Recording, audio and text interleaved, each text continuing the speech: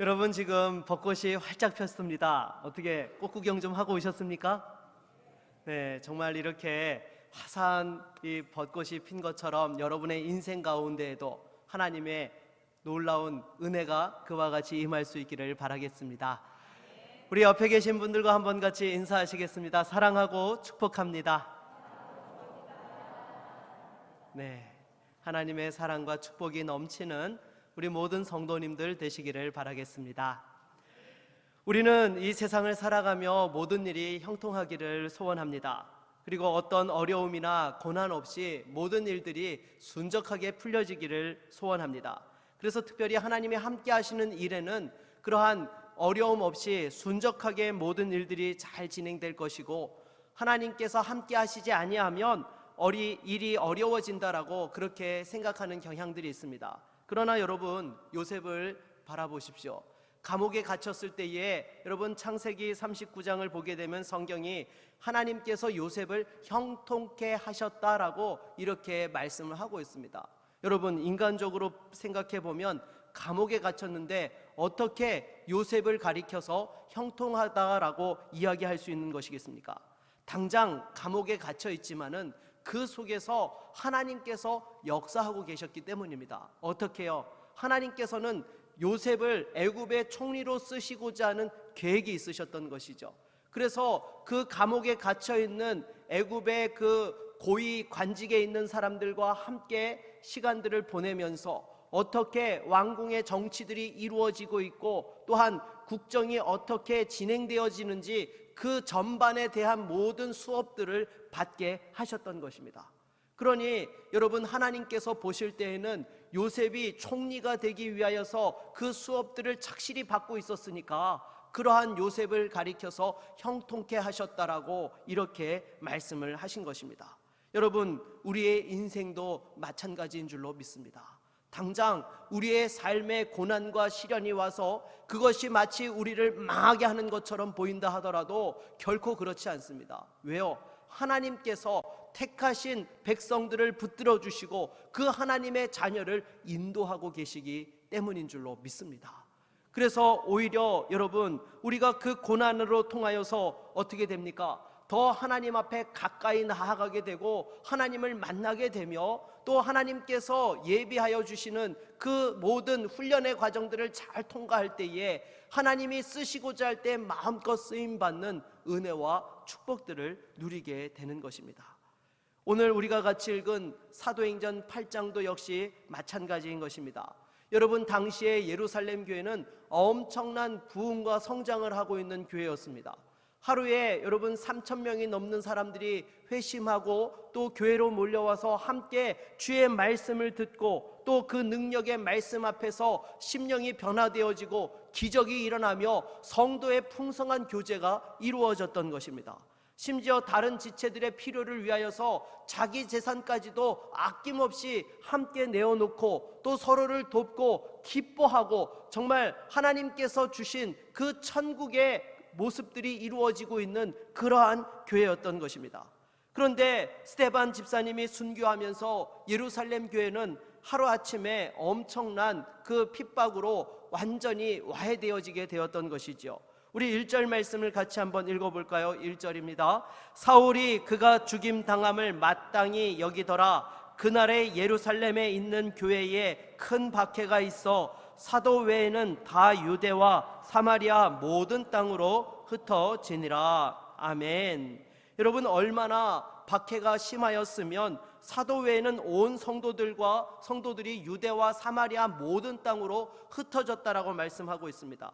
여러분, 사내들인 공회는 스데반 집사님을 이렇게 또한 돌로 쳐 죽이면서 본격적으로 예루살렘 교회 성도들을 탄압하기 시작하였던 것입니다.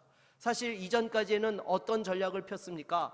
지도자들만 이렇게 제거하면 이들이 자연스럽게 흩어질 것으로 그렇게 전략을 폈던 것이죠. 그래서 가장 먼저 했던 일이 무엇이었습니까? 예수님을 십자가에 못 박아 죽였던 것입니다. 그런데 이들이 흩어지지 아니하고 오히려 사도들이 예수의 부활의 그 복음을 증거하면서 많은 기적과 이사와 또 하나님께서 부흥케 하시는 역사가 일어나게 되었던 것이죠. 그래서 여러분, 이들이 어떻게 합니까? 사도들을 불러다가 협박을 하고 또 그 협박이 통하지를 않으니까 감옥에 가두어두었던 것이죠. 그럼에도 여러분, 하나님께서 주의 사자를 통하여서 그 감옥에서 풀어나게 하시고 또한 그 성전에서 자유롭게 말씀을 전하며 또 많은 영혼들이 하나님께로 돌아오는 역사들이 일어나게 되었던 것입니다. 그러니까 이 사내들인 공회가 전략을 바꾸게 되죠. 감옥에 가둬놔도 어떻게 돼요? 다음날 보면 풀려나 있는 거예요. 그러니 이들을 어떻게 할 수가 없으니까 아예 성도들을 핍박을 해가지고 흩어버리게 되면은 예루살렘 교회가 더 이상 힘을 쓰지 못하게 될 것이다, 이렇게 전략을 바꾸게 되었던 것이죠. 그래서 그 첫 번째 사건으로 스데반 집사님이 순교하게 되었던 것입니다. 여러분, 지난주에 우리가 살펴보았듯이 사실 스데반 집사님의 순교는 말이 안 되는 것이었죠. 전혀 하지도 않은 말을 거짓 증인을 세워가지고 돌로 그 스데반 집사님을 쳐 죽였던 것입니다. 스데반 집사님의 죽음은 예루살렘 교회 성도들에게 큰 슬픔이었습니다. 2절 말씀을 같이 한번 읽어볼까요? 2절입니다. 경건한 사람들이 스데반을 장사하고 위하여 크게 울더라. 아멘. 여러분, 이 스데반 집사님은요, 성령과 지혜가 충만하며 사람들에게 칭찬을 받는 그러한 믿음의 일꾼이었습니다. 그래서 말씀을 전할 때에 하나님께서 능력으로 역사해 주셨고 또 기적이 일어났던 것입니다. 그리고 성도들을 잘 돌볼 줄 아는 정말 신실하고 충성된 일꾼이었던 것이죠. 그런데 이 일꾼이 세워지자마자 일도 얼마 하지도 못하고 이렇게 죽임을 당하게 되었으니까 여러분, 그 예루살렘 교회 성도들이 얼마나 가슴 아파했겠습니까? 여러분, 우리나라 현대사도 보십시오. 1983년에 아웅산 폭파 사건으로 17명이 사망하고 14명이 중경상을 입게 되었지요. 당시에 이 사건으로 우리나라의 가장 뛰어난 인재들을 대거 잃게 되었습니다. 당시 국가 경제 발전에 대한 모든 계획을 주도했던 김재익 경제 수석 비서관이 또한 이렇게 그 자리에서 사망을 했고요.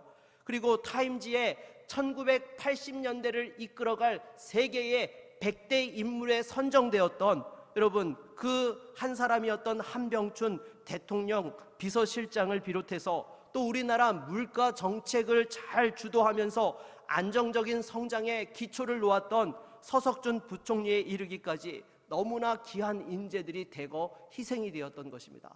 그래서 혹자는 말하기를 그 아웅산 폭파 사건으로 우리나라의 발전이 10년이 지체되었다라고 그렇게 이야기하는 것들을 들은 적이 있습니다. 여러분, 예루살렘 교회도 그러했던 것이죠.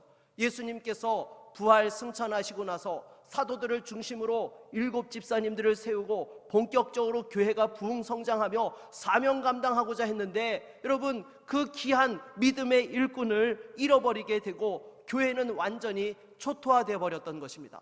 우리 3절 말씀을 같이 한번 읽어보도록 하겠습니다. 3절입니다. 사울이 교회를 잔멸할새 각 집에 들어가 남녀를 끌어다가 옥에 넘기니라. 아멘.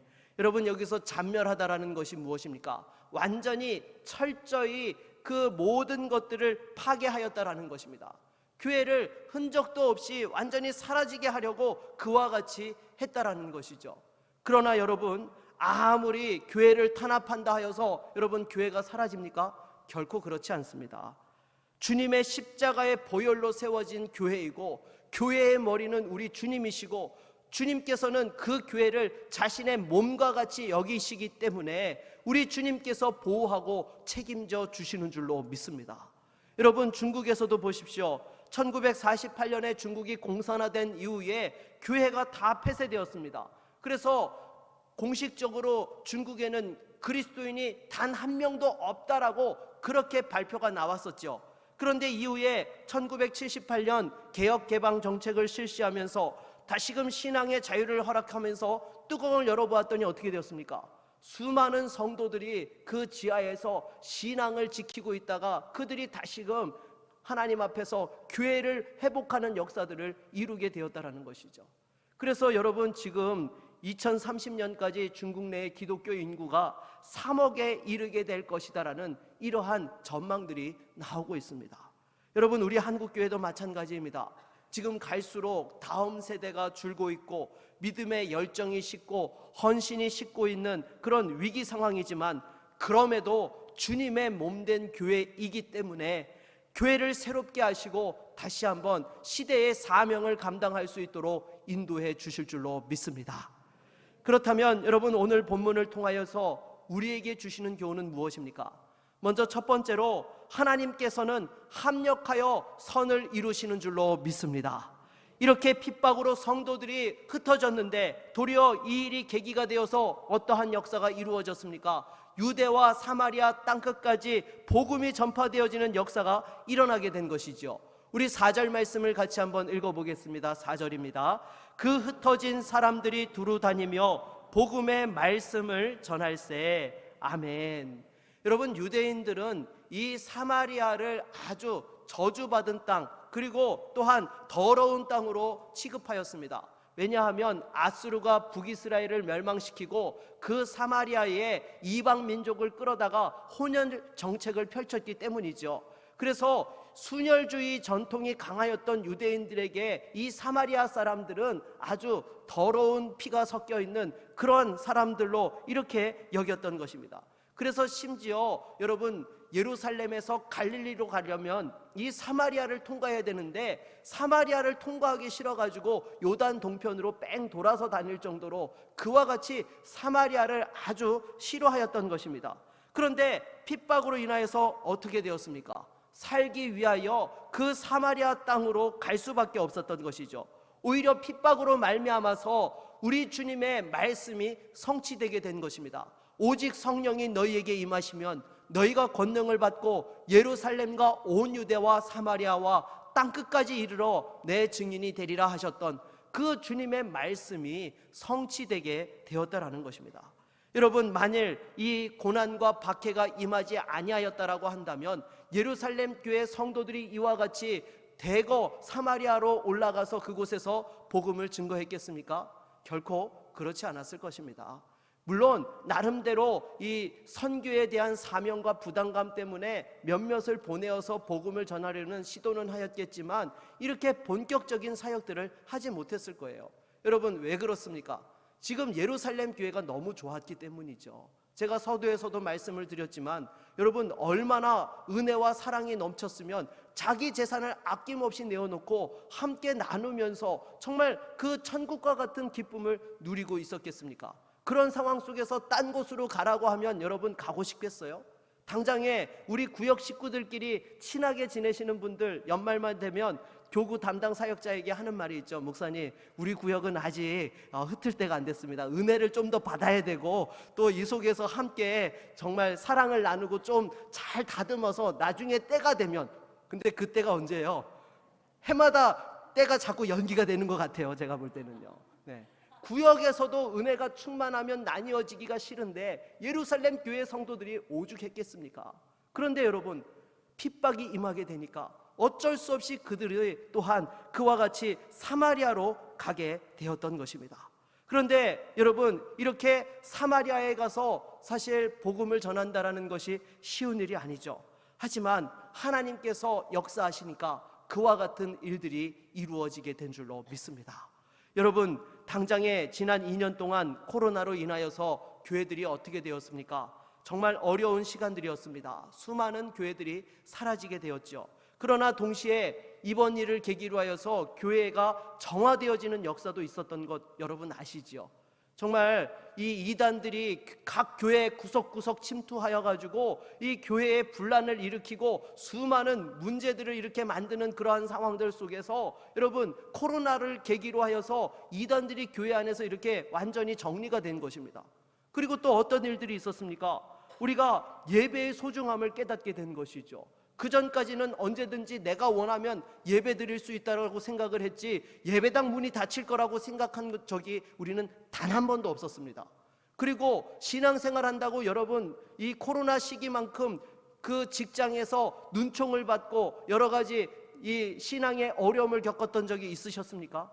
없으셨지요. 주일 성수한다고 조금 눈치 보는 정도였지 교회 다닌다는 것 자체 때문에 마치 코로나에 걸린 사람처럼 이렇게 기피하고 그런 여러 가지 많은 사람들로부터 핍박을 받고 어려움을 당하지 않았습니까? 이러한 시간들을 통하여서 우리가 다시 한번 우리에게 주신 이 믿음이 얼마나 소중하고 하나님 앞에서 어떠한 믿음으로 살아가야 되는지를 우리 자신을 돌아볼 수 있는 시간이 된 것이죠.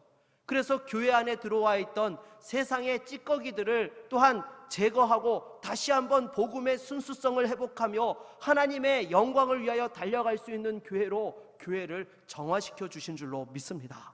그래서 여러분, 우리가 항상 이 고난과 어려움이 온다 하더라도 잊지 말아야 될 것은요, 그 속에서도 하나님께서 합력하여 선을 이루신다는 거예요.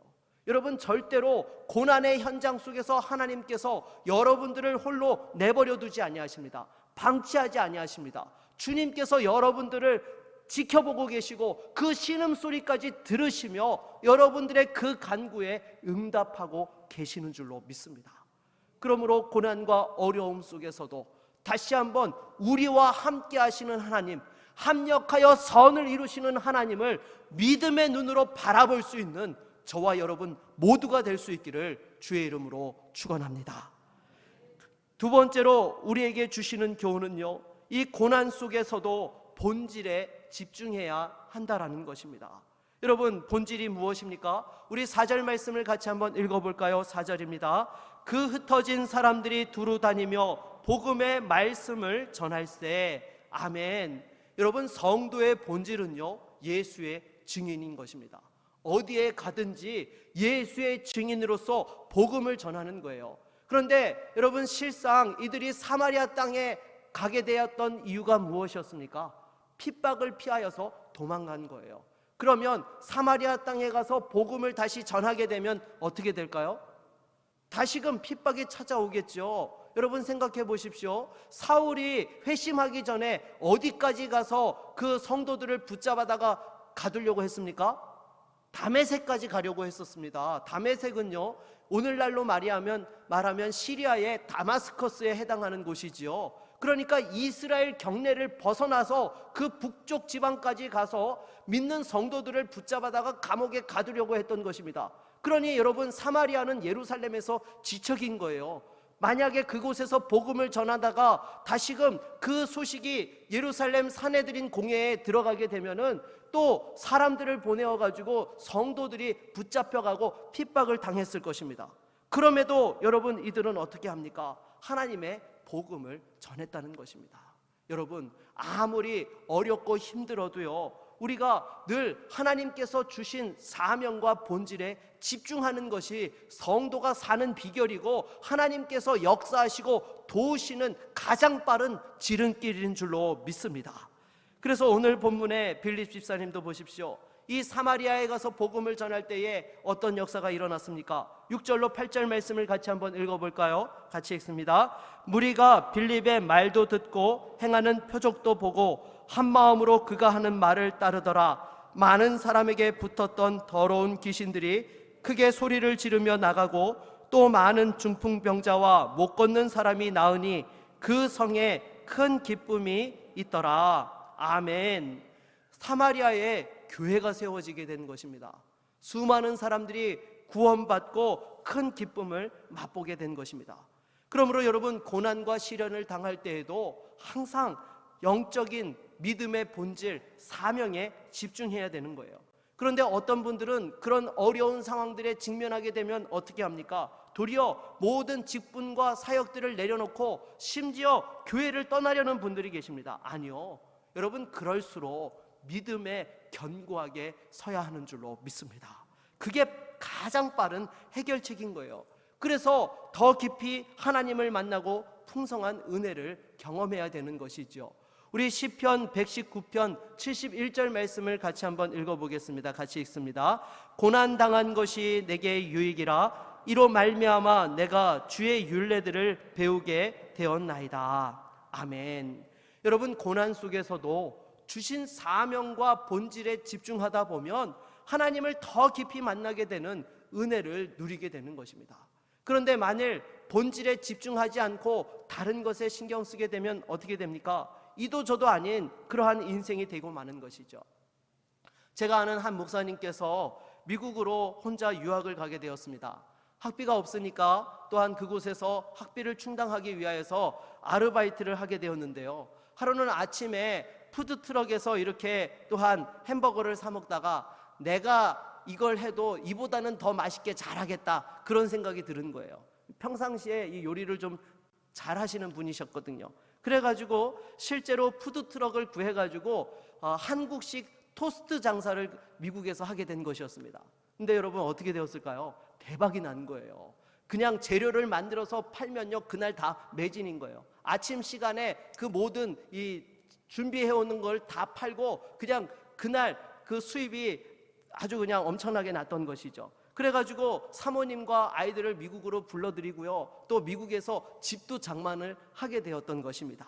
그런데 자꾸 이 돈에 대한 욕심이 생기는 거예요. 하나님, 저 요거 조금만 더 할게요, 조금만 더 할게요. 그러면서 이 돈이 통장에 이렇게 쌓여가는 기쁨에 공부는 이렇게 뒤팽겨 쳐놓고 맨날 이렇게 이 돈만 벌고 계셨던 것이었습니다. 그러다가 어느 날 갑자기 이 간염에 걸리게 되었는데 심각한 상황까지 가게 되었던 거예요.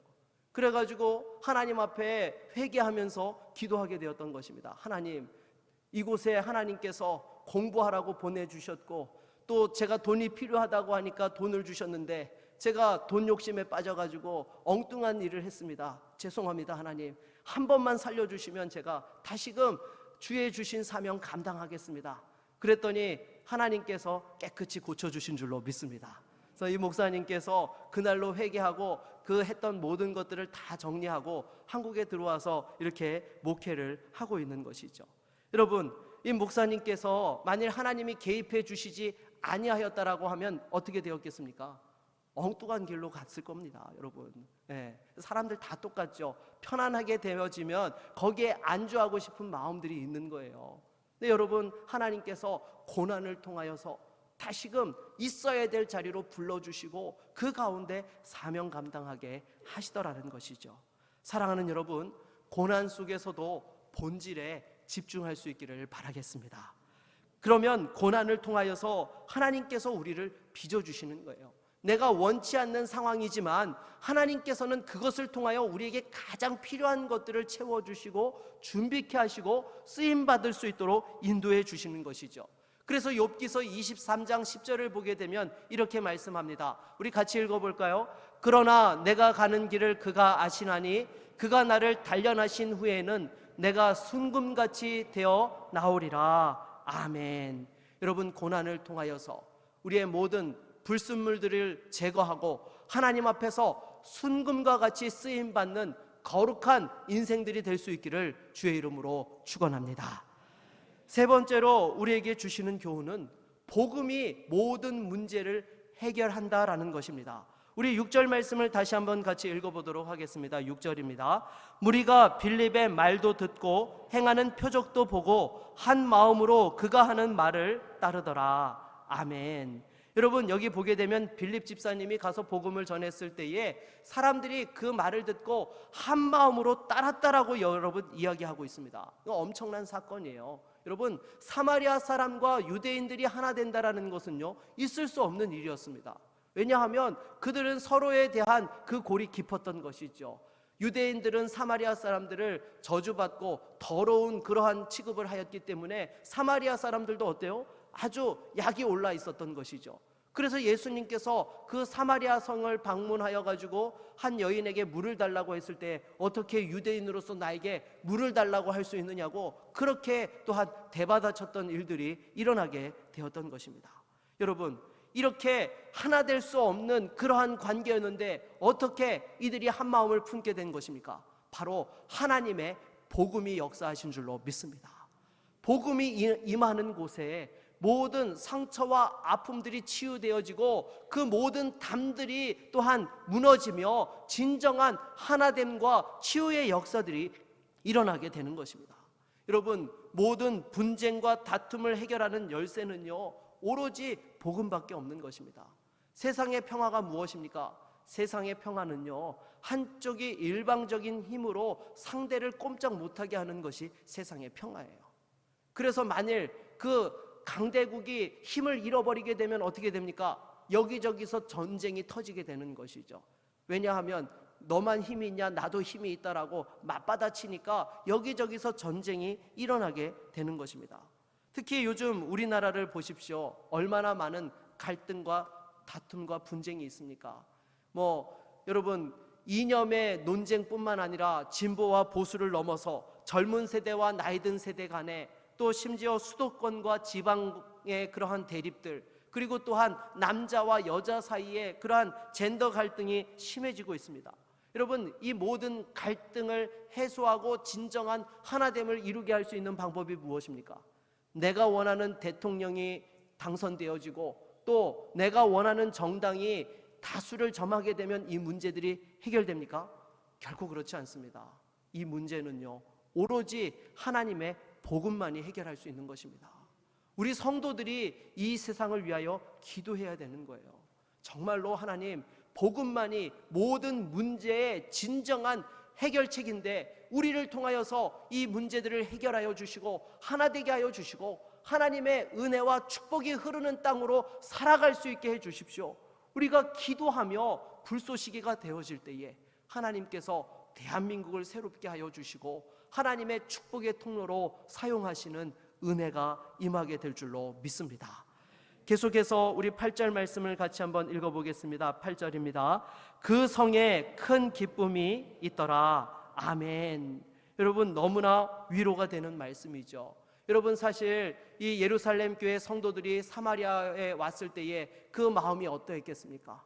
사랑하는 교회가 완전히 와해되어졌고 또 사랑하는 믿음의 일꾼이 또한 그렇게 순교당하고 그 너무나 어렵고 힘든 상황들 속에 고통이 이루 말할 수 없었을 것입니다. 그런데 사마리아에 와서 복음을 전하였더니 그곳에서 하나님의 교회가 세워지게 되어지고 예루살렘 교회에서 임하였던 그 역사들이 이루어지는 것들을 바라보면서 여러분, 얼마나 큰 위로를 받았겠습니까? 그래서 고난과 시련 속에서도 복음에 집중하고 본질에 집중하면 하나님께서 기쁨을 회복시켜 주시고 문제를 해결하여 주시는 줄로 믿습니다. 제가 아는 한 여집사님이 계십니다. 남편분이 아주 사업을 크게 하셨는데요, 부도가 나서 하루아침에 완전히 망하게 된 것이었습니다. 그래서 이 집사님이 너무 어려우니까 식당 일부터 시작해서 풀빵 장사에 이르기까지 안 해본 일이 없으셨던 것이에요. 그렇게 힘들게 사시면서도 날마다 빼놓지 않는 것이 있었는데 바로 새벽에 하나님 앞에 기도하는 것이었습니다. 새벽에 기도하면서 하루하루를 버텼던 것이죠. 그런데 어느 날 이 집사님의 친구가 보이스피싱을 당한 거예요.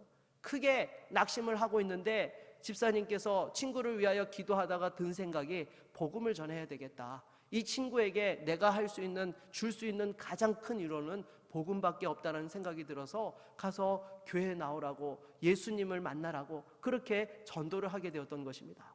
그런데 이 친구 되시는 분이 이제 교회를 나가려고 남편분에게 물은 거예요. 그랬더니 남편분이 처음에 반대하는 거예요. 우리 집안에 교회 다니는 사람이 한 사람도 없는데 왜 당신이 교회를 가려고 하냐고 이렇게 반대를 하고 나섰던 것입니다. 그런데 여차여차 이 친구 집사님에 대한 이야기를 하니까 남편분이 흔쾌히 허락을 하더라는 거예요. 왜냐하면 평상시 서로 이렇게 왔다 갔다 왕래가 있었고 아는 사이였는데 어려운 일을 만나고도 그 속에서도 그 희망을 잃지 않고 밝게 살아가는 모습을 보면서 그 친구 남편 되시는 분이 감동을 받았다는 거예요. 그래서 그 친구가 다니는 교회 같으면, 그 집사님이 다니는 교회 같으면 나가도 좋다라고 이렇게 허락을 해주어서 교회에 나와서 신앙생활을 하면서 이 친구분이 은혜를 받게 된 것이었습니다.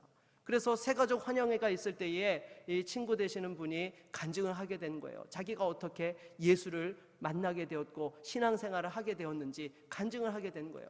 여러분, 그때의 이 집사님 마음이 어떠했겠습니까? 너무나 기뻤던 거예요. 정말로 그 누구도 알아주지 않는 그러한 상황들 속에서 자신을 통하여서 친구가 예수 믿게 되어지고 사람들 앞에서 그 하나님의 영광을 말할 수 있게 되었다라는 것에 이 집사님께서 너무나 은혜를 받고 하나님 앞에 감사를 드렸던 것입니다. 그런데 그것이 그걸로 끝난 것이 아니었습니다. 무엇인가 하면 새가족 환영회에 담임 목사님이 참석을 하셨는데 이 목사님이 은혜를 받으신 거예요.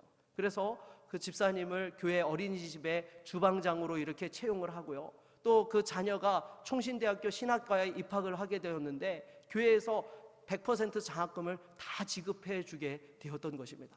정말로 살아가면서 복음을 전했을 뿐인데 하나님께서 기쁨도 주시고 생계의 문제도 해결해 주시고 자녀 학비까지 이렇게 허락해 주시는 축복을 받게 되었던 것입니다. 사랑하는 여러분, 여러분들의 인생의 고난과 어려움 속에서도 하나님 앞에서 그 사명을 감당하며 나아갈 때에 기쁨을 허락해 주시고 이와 같은 축복의 은혜가 임할 수 있기를 바라겠습니다. 말씀을 맺겠습니다. 우리가 이 땅을 살아가면서 어떤 고난과 시련을 당한다 하더라도 여러분, 하나님께서 함께 하십니다. 합력하여 선을 이루고 계시는 줄로 믿습니다. 여러분, 이것을 절대로 잊지 마십시오. 세상 사람들은 망하면 끝났다라고 생각하지만 성도들은 하나님이 일하시는 때요 합력하여 선을 이루어 가시는 놀라운 역전의 은혜가 임하는 때인 줄로 믿습니다. 그리고 낙심하지 아니하고 다시 한번 하나님 앞에서 믿음의 본질에 집중할 때에 하나님께서 기쁨을 회복시켜 주시고 다시 한번 축복하여 주시고 하나님의 놀라운 은혜의 통로로 사용해 주실 줄로 믿습니다. 이러한 믿음의 종으로 영광 돌릴 수 있는 우리 모두가 될 수 있기를 주의 이름으로 축원합니다.